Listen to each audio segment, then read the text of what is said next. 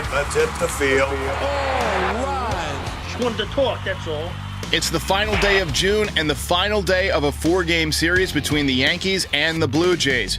Gerrit Cole was making his first start since his disastrous outing in which he allowed 4 home runs and didn't strike out anybody.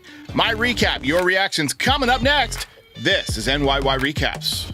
Welcome to Yankee Stadium. New York City. Just when they thought I was out, they pull me back, kid. All right. How's it going, everybody? Welcome back. Good to bring the victory hat back out of retirement, back off of vacation. Yankees split the series, and none of these games were particularly close.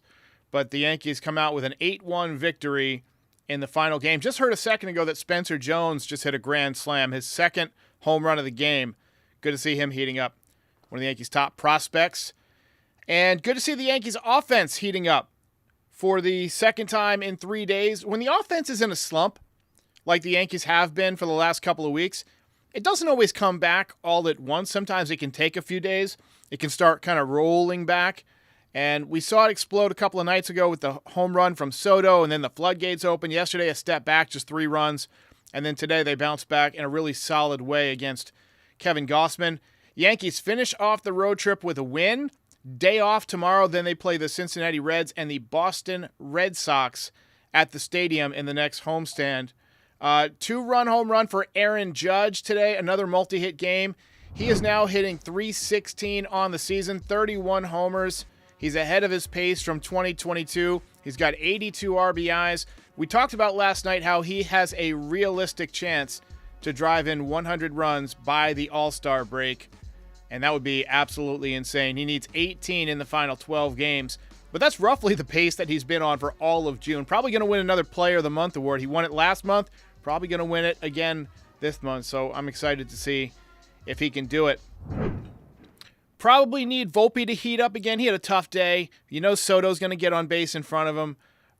But it'll also help if he can start getting some protection behind him in the order. Gleyber Torres might be that guy. He's looking like he's turning it on. 3 straight multi-hit games for Gleyber Torres. Multi-hit game for DJ LeMahieu, another double.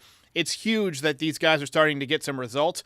I'm still not 100% sold on DJ. I feel like, some of his hits have been kind of soft, but there's no question that he's been better the last couple of days. Torres, on the other hand, I think might finally be ready to break out of it. Gerrit Cole's third start back was much better than his second start. I thought he was still a little bit imprecise with his command early in the game, especially with the fastball, a number of deep counts, but he really settled in as the game went along. Curveball was working for strikes early in the count, but it wasn't really a strikeout pitch early in the game. Velocity was 96, 97. His mound presence was better. He nailed Vladdy Jr. with a 97-mile-an-hour fastball in the third inning. Gave up a run, worked himself into a jam, but pitched out of it with a double play ball. That seemed to kind of settle him down. 4th and 5th innings, they talked on the broadcast about his rhythm being better. I have to agree. He kind of looked like how the other night, you remember, Carlos Rodon gave up 8 runs in the first 2 innings, and then he kind of flipped the switch in the 3rd inning and settled down after that. Once the game was basically out of reach, he was able to just work on getting himself right. Well, once the Yankees offense gave Gerrit Cole a 4-0 lead, he was able to focus on throwing strikes and getting back into the regular tempo of things. And he pitched a pretty good game. 5 innings, 3 hits allowed, 1 run, 1 walk, 6 strikeouts, 90 pitches. So you'd have to imagine that next time out, he could throw 100 pitches against the Red Sox at Fenway. Juan Soto, surprisingly, back in the lineup. He was not in the initial lineup, but they added him back in about 3 minutes before first pitch in the latest lineup change that I've ever seen. That wasn't the result of somebody getting injured. Yesterday, he had x-rays. They came back negative. Before the game, there was talk that he could have more imaging in New York. I'd imagine they'll still do that, but he looked like he was feeling okay today. He had a productive day, ripped a line drive single in his first at-bat, walked with the bases loaded in his second at-bat, walked in his third at-bat, finished the day 1 for 3 with a couple of walks and a run scored. He is still hitting over 300 with an OPS over 1,000. If it weren't for the monster seasons from Judge and Gunnar Henderson, Soto would probably be getting a lot more MVP discussion during his first season as a Yankee. That's the thing about Soto, though. Even if you take one hand away, he's still so good at working the count that he can still get on base at a pretty good clip. I think if he played in a cast in his right hand, I think he'd still walk enough that he'd have a 300 on base percentage instead of a 400, but he'd still be, at least a little bit dangerous in working count. Let's talk about the month of June. Month of June is over. Yankees went 14-12. The pitching, to me, was the main story of this month. It was not good. Carlos Rodon was terrible. Or was it 14-13? Anyway, they won 14 games. Pitching was not good. Luis Gil had a couple of bad outings. Nestor Cortez had some clunkers against the Giants and the Dodgers, but pitched pretty well otherwise. Stroman has been kind of up and down. Overall, not bad. The bullpen, though, has been awful. Clay Holmes came back to earth. Victor Gonzalez got DFA'd. Ian Hamilton went on the IL. Tommy Kahnle had some bad outings. He's been up and down. Been throwing the changeup a lot more recently. Phil Bickford got himself DFA'd this afternoon. Tim Hill looks okay. Michael Tonkin looks okay. Been a decent find. Scott Efros is coming back soon. TJ Brubaker, who they got from the Pirates, is coming back soon. So we could see both of those guys back with the Yankees when they begin the second half after the All-Star break. Judge had a tremendous month. 405, 10 home runs, 35 ribbies, 410 on base percentage, 845 slugging, 1.355 OPS. I'd say those are video game numbers, but I've never been that good at video games. Unbelievable numbers. Insane numbers.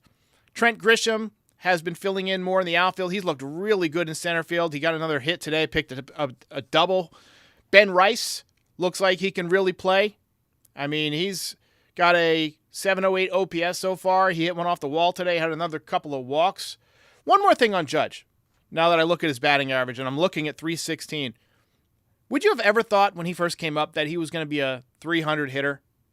I think he hit 179 in his first stint in the major leagues. And then the next year he hit 284, or maybe 282, something like that, during the year where he hit 52 home runs.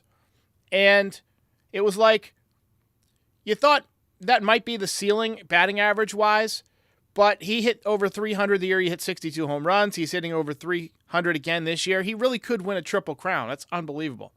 Anyway, back to Ben Rice. Couple of walks today. He smoked one off the right field wall. His OBP is hovering around 375. That's damn good for such an inexperienced major leaguer. Fans who remember the 2000s, the early 2000s, will remember Nick Johnson.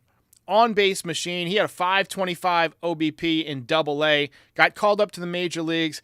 422 on-base percentage for the Yankees in 2003. Ben Rice, to me, has the same kind of eye. Very good command of the strike zone. He gives up on pitches that are sinking away from the zone. He just doesn't swing them. He's just so good at recognizing spin that he's going to be a really good on-base player. Gleyber Torres had a terrible month, but he turned it on the last few days. 3 straight multi-hit games. DJ, also a bad month, looked better lately. Trevino and Wells continue to battle it out at the catching position. Wells swung the bat better lately. He had another couple of hits today. Actually, he had 1 hit today. He was 1 for 4. He had a double yesterday. Trevino has had difficulty throwing guys out. So that remains kind of a interesting position. Ben Rice was over there. He caught an inning or so. I think it was yesterday or the day before. Be interesting to see if they start giving him more time at some point. But anyway, not a horrible month for the Yankees, but they did drop out of first place, so hopefully they have a better July. All right, Chad is filling up. Let's get to the recap. All right, let's go. Let's get it going. All right, so obviously big win for the Yanks. Soto got things started. He ripped a base hit in the top of the first inning. Next batter was Aaron Judge, and he smoked one off the batter's eye in center field. It's another home run for Judge. All right. Here comes the Judge. 109 off the bat, 423 feet, 288th home run of his career. That passed Bernie Williams on the Yankees all-time list. I still contend that Bernie Williams is one of the most underrated players of all time. That dynasty does not happen without Bernie Williams. 31st home run of the season for Judge. That's how you draw it up. Soto gets on base, Judge brings him in. That's a big reason he's got a chance at 100 RBIs before the All-Star break.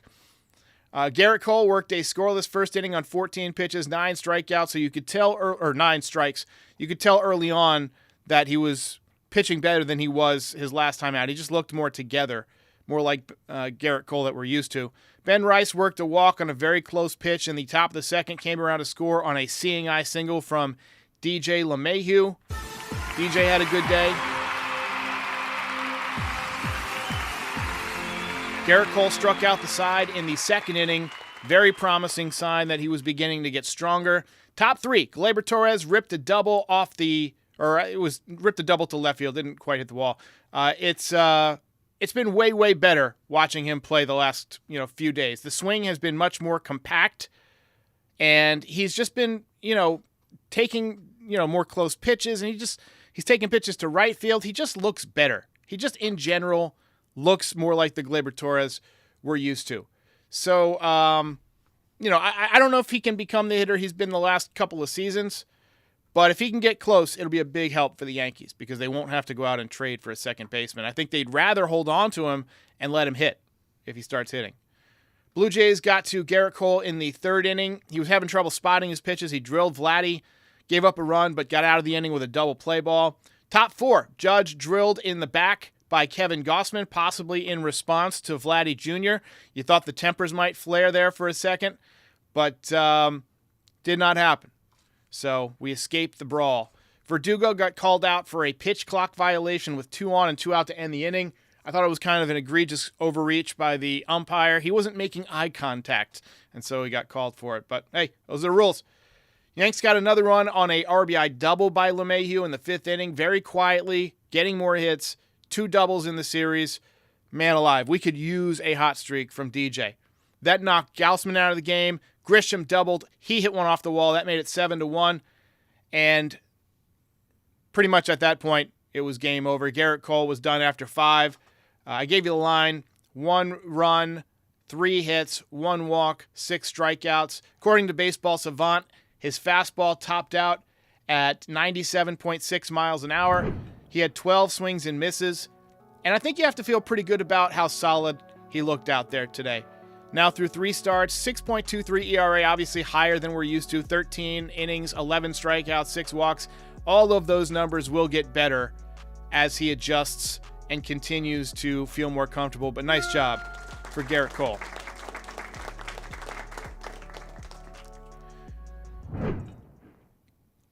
Ben Rice just missed a home run in the 6th inning. 107.4 mile an hour line drive off the top of the right center field wall. Second double of the season for him. Second RBI of the season for him. Kevin Kiermaier robbed Alex Verdugo of a 2-run home run in the 8th inning. That guy's an insanely good center fielder. He always has been. Nice jobs by Michael Tonkin and Tim Hill out of the bullpen. And the Yankees hang on to win number 54. Ball game over. Yankees win. Yankees win.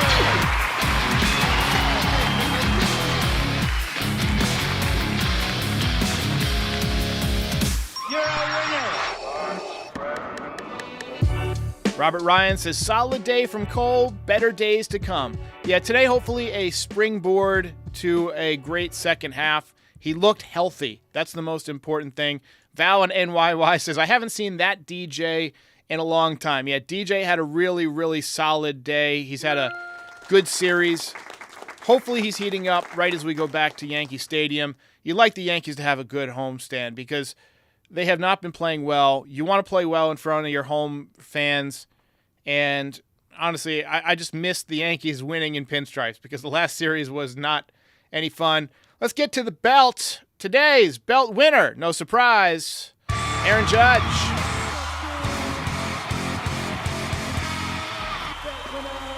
Surprised he doesn't have more. That's number 7 for Judgy, who almost certainly going to hit 50 plus if he stays healthy. I think 57 or 58 home runs is kind of his floor right now at this point in his career for a healthy season. That's his floor. Isn't that ridiculous? John Carlo's best season was 59. And right now, the way that Aaron Judge is hitting, that would be considered a disappointment, I think. I think people want him to hit 60. He's ahead of his pace. I think 62, 63, 64 is more than reasonable. I'm shooting for 63. We're going to start working on Chasing History Part 2. Chasing harder. here pretty soon, but nice job for Aaron Judge. JD says, how does Gerrit Cole's opt-out work this year? So Gerrit Cole can opt out, but the Yankees are able to negate his opt-out by giving him an extra season. I think it's at $36 million. It might not be quite $36 million, but basically they can extend him by a year and cancel his opt-out. I don't know if that's going to happen. With the elbow thing this year, that was a bad year for this to happen for Gerrit Cole. I think if he had made it through this season, there'd be no doubt that they extend him. But, he might not be able to get a huge contract. We're going to see how the rest of this year plays out. If he has another elbow injury in the second half or misses any kind of time due to injury, I don't think he's going to opt out. And if he does, I don't know if the Yankees would bring him back because they've got some money concerns trying to bring back Juan Soto and so forth. So, enjoy what you're seeing from Gerrit Cole because there's no guarantee he'll be back next season. The save situation says, Chasing History 2.0. I think Chasing History Again is going to be the title as we work on that documentary. By the way, if you haven't seen Chasing History, it's a documentary I made at the end of the 2022 season to kind of recap Aaron Judge's home run chase. I watch it myself all the time. It's one of the only things I watch from this channel that I do. I usually watch the first few minutes of the podcast after every show just to make sure that the sound was right, there was nothing crazy. If something goes wrong, I'll go back and I'll go into forensic mode and I'll watch the whole thing trying to figure out what I messed up. And I mess up occasionally on this channel. It's a everyday show, so things happen. But in terms of rewatching my videos that I make, I don't rewatch a lot of them, but I rewatch Chasing History a lot because I've probably watched it 3 or 4 times this year because it's just so much fun. So go check it out if you haven't seen it. Jason Thomas says he wants to see him challenge Bonds. That might be a little difficult. Maybe all-time record, but I don't know. I mean, he would have to have a stretch here of about 3 or 4 years where he's hitting 50, 60 every year. He's not quite at 300, so he's more than 400 away from, he's not even halfway to Bonds. Bonds, I believe, had 762, so Judge not even halfway there. But homering at the rate he is, I mean, if he hits 63 or 64 this year and hits 58 or 59 next year, and then as he gets older, goes down by a few each year, 55, 51, 46, 44. I mean, eventually that adds up and you're getting up over 600, and then it's about how long can you play. Bonds could have had more, but he kind of got blackballed out of baseball because of the whole steroid accusations. But JD says, Judge was exhausted chasing 61, stunk in the playoffs. Also, they didn't give him much to hit in the playoffs, but this year he needs to come through. Nobody's going to tolerate it if he has a monster regular season and then disappears in the playoffs. You'll hear him really start to get booed if he has another bad playoffs. We need these guys to come through when it matters. And I have no doubt that Aaron Judge will do that this year. He seems to be on a mission. He is, he's going to have more protection by then because, Stanton will be back. Rice or Rizzo, whoever's hitting better will be, in there and more comfortable. Looks like Gleyber Torres is coming around. So, we'll see how it shakes out. But I really think that Judge will hit once we get to the postseason. Let's see here. Nicholas Velasquez says, imagine Judge on roids. Dude would have 82 home runs. I don't think Judge needs roids. I mean, he's so big naturally. He's been that size since he was in high school. He's just a humongous human being. Some people are just built different, but he's also got the amazing hand-eye coordination. So let's go ahead and take a look at the box score here. Yankees had 12 hits today. Volpe, tough day, 0 for 5. He had 3 strikeouts. He has been awful against Kevin Gausman in his career. Gausman had a tough day, 7 earned runs, pushed his ERA up to 4.75. Soto 1 for 3, couple of walks. Judge 2 for 4, couple of ribbies. Verdugo 1 for 5. Torres 2 for 5.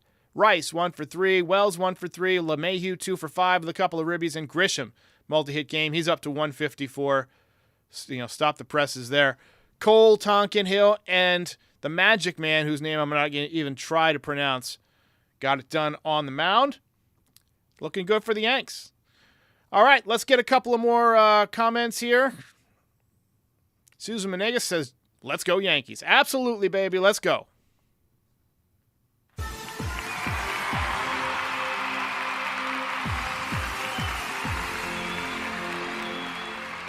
Jason Thomas still wants Bellinger. Bellinger, he would be an interesting pickup because he can play the outfield, he can play first base, he can DH. I still contend the Yankees need an extra bat. I really do. The Orioles are a really good team, and right now you're playing from behind. The Orioles today, let's find out what they're doing today. I think they had a day game, but I could be wrong.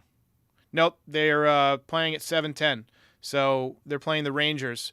They are 53-30. Rooting for the Rangers in that one. Rangers off to a tough start, 37-46. World champs under 500. Andrew Haney pitching tonight. He is 2-9. Tough year for Mr. Haney. But all right, let's go ahead and get to the final thoughts. That ball is high. Decided I'm going to do a voicemail show tomorrow morning, so call in and drop your voicemails. No show tonight with Max Goodman. We're going to do that tomorrow night. So we're going to keep up the 2-a-day shows on the day off. And Goodman going to be back in New York, so his connection will be solid. And, call in tomorrow. We'll take your voicemails on the state of the team, the trade deadline. Leave your questions for Goodman. And, keep it moderately short so that way we can maybe play them during the show and see what he says about your concerns, your questions, yada, yada. James Pendergrass says, I want Mason Miller. That's a name you're seeing a lot. I don't think the A's are going to trade him, but they could get a haul if they decide to. All right, ladies and gentlemen, that's it for me. Thanks for watching. Thanks for spending your Sunday afternoon here. I will see you tomorrow for the voicemail show. Not sure if it's going to be live or if it's going to be pre-recorded. I'll make that decision when I wake up, but you can count on it around 10:30 in the morning. I'm taking the day off, so just having a nice little vacation day. So I'll probably be leisurely in the morning, listen to some voicemails while I have my coffee, and then make the decision whether it's live or not. But I'll see you then.